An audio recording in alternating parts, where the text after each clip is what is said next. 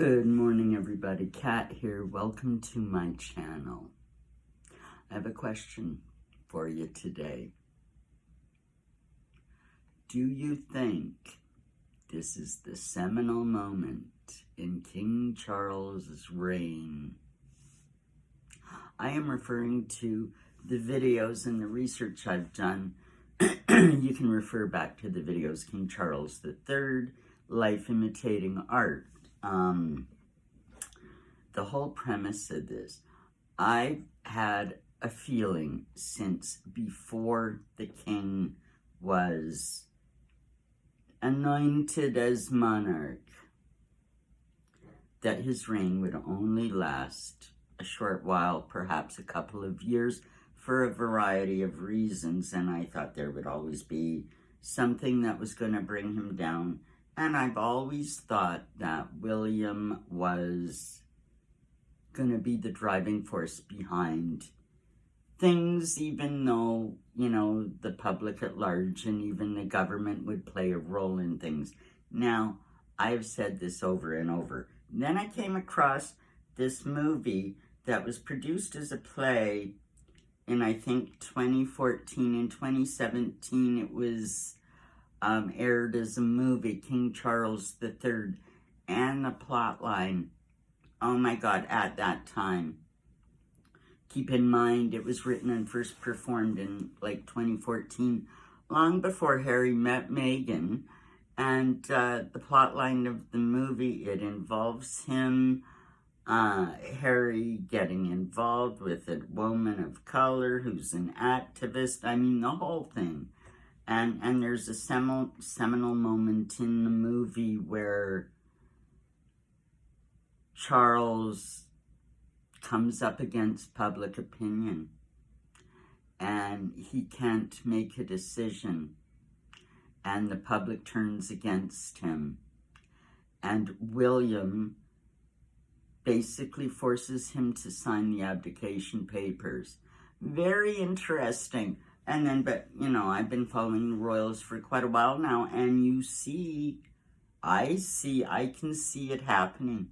I can see it happening. And this whole situation, even though it's, bullshit, the whole racist row and what they may have said, and the naming of King Charles and Catherine as the racist culprits in the household, in the royal house.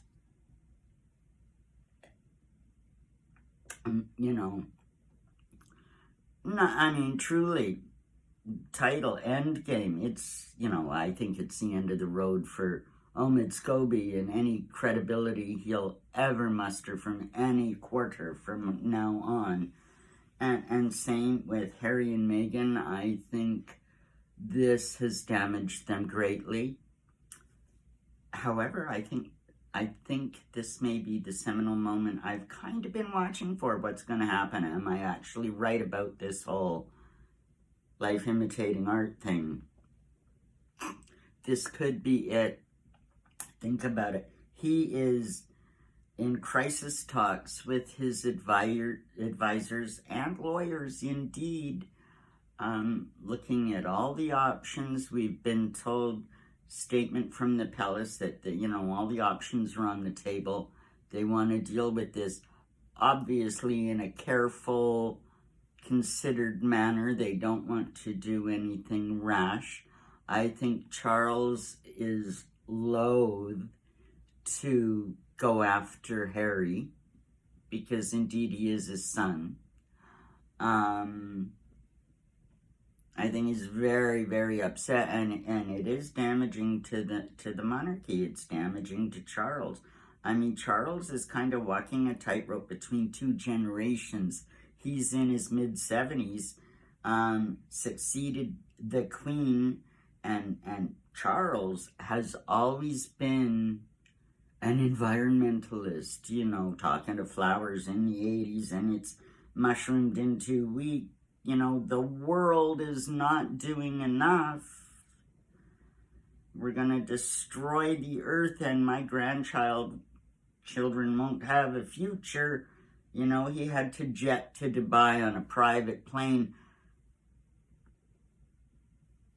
to speak at COP28 about how terrible the state of things are and how we're going to have to restrict the rest of the world.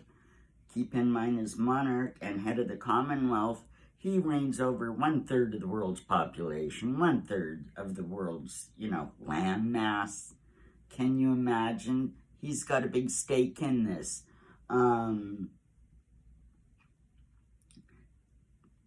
So he has, with his environmentalist speeches and things like this, he has courted people like little Greta Thunberg. She's like 20 now, I think, but she's got, a following of young people. Yeah, they're misguided, but she's got a following. So he wants to garner these young people and get them behind him, even though, how they can't see the hypocrisy that it's okay for him to fly around in private jets and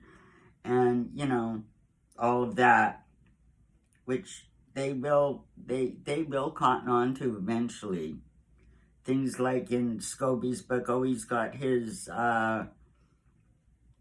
shoelaces ironed. This kind of stuff was, most of that was written like 30 years ago. Yeah, he's an elitist. He's very privileged. He lives in a way that neither you or I or anybody else can't even imagine, okay? And because of his position, he feels it's in his right, just as all these other unelected technocratic elites that are running the show at things like COP28 and the World Economic Forum and so on. They're making decisions for us based on how they want their future to be. We are peons. We're Henry Kissinger, who just recently died at 100 years old, called us useless eaters. Bill Gates, he's another one of these elitists, would love to, figures we got to depopulate about 1/3 of the population because there's just too many of us. These people don't care about you. They don't. And so Charles has a dilemma. He's king. He's courting these liberal, lefty, little green people. And, but at the same time, being a huge hypocrite. At the same time,